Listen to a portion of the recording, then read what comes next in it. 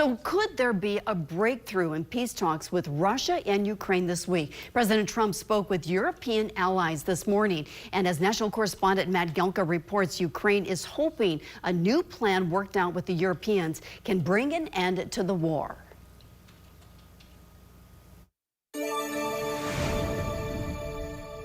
Ukraine and Europe are hoping a revised 20-point peace deal will bring an end to the fighting in the war Russia started almost 4 years ago.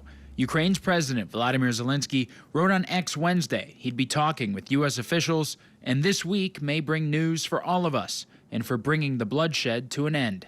Zelenskyy has spent the last few days meeting with European allies. I think unity between Europe and Ukraine, and also unity between Europe, Ukraine, and the United States. There are some things which we can't manage without Americans, things which we can't manage without Europe.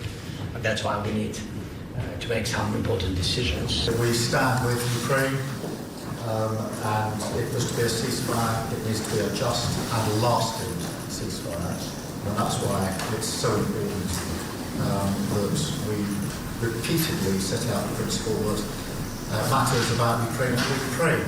Multiple U.S.-led plans have been presented to Russia and Ukraine, with both countries feeling at one point or another the deals were too deferential to the opposing side. President Trump is putting pressure on both sides, and he's trying to, again, create the room for peace to be negotiated. So, again, I'm pleased to see the parties talking. I hope we get to results quickly. Some sticking points in the plan include who will have control of contested land in Ukraine, security guarantees to prevent another Russian invasion, and Ukrainian elections that have been postponed because of the war. President Trump pressured Zelenskyy to accept the deal during an interview released this week from Politico. Russia has the upper hand, and they always did. They're much bigger.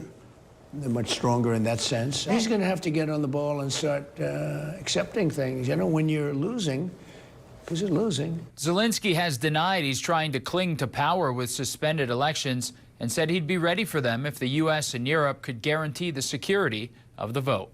Reporting in Washington, I'm Matt Gelka.